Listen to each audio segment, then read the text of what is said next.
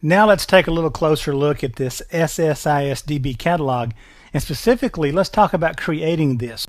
Understand that SSIS packages no longer depend on the MSDB system database. These used to be kind of just melded automatically into your SQL Server system databases, the MSDB, and we work with it through the SQL Server agent system, and that's not exactly how we're going to do it anymore. And in SQL Server 2012, Microsoft is introducing the SSISDB catalog. Now, if you have packages that were created in earlier versions of SQL Server, you can still use them in the SSISDB catalog. However, you'll have to first convert those to be used there, and you'll do that with the SSIS Project Conversion Wizard. So once you've done that with the Conversion Wizard, then you can stick these things into the SSISDB catalog and have everybody working. Now, here's the next bit of news. The SSISDB catalog is not there when you install SQL Server and set it up. This is a separate step, and you have to create it. And so let's go do that.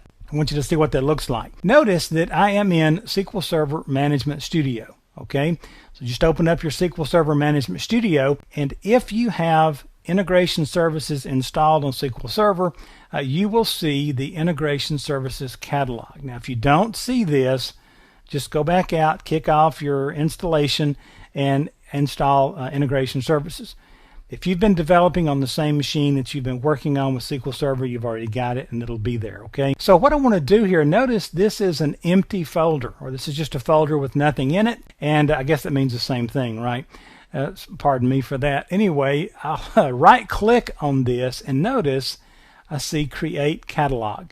So I'll just take that choice, left click on Create Catalog, and it's going to click and hum just a second, and it's going to come up, and this is where we're going to create our catalog. Now, to create and use the catalog, CLR integration must be enabled on the current SQL Server instance, and so I will click this to take care of that. And this one right here, enable automatic execution of integration services stored procedure at the startup.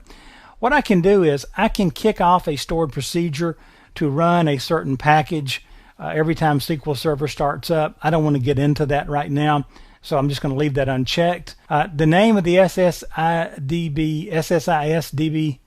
catalog database can't be changed, so leave that alone. And then password. We need to put a password in here because the catalog protects our data, obviously by encrypting it, and it needs a key for that encryption.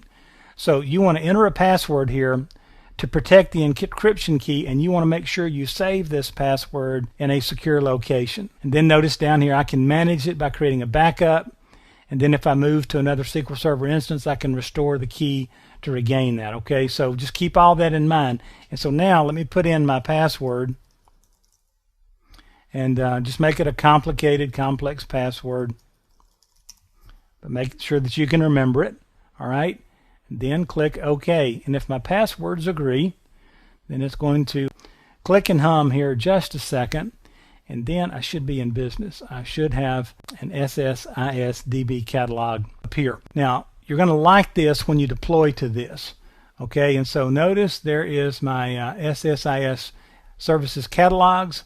There is my SSISDB catalog that was created, and notice when I expand it, there's nothing in there. We're going to take care of that the next video or so. Okay, but for now, we have created our SSISDB catalog, and this is where we're going to deploy our packages, and we can run them from here, and then we can even schedule them from here.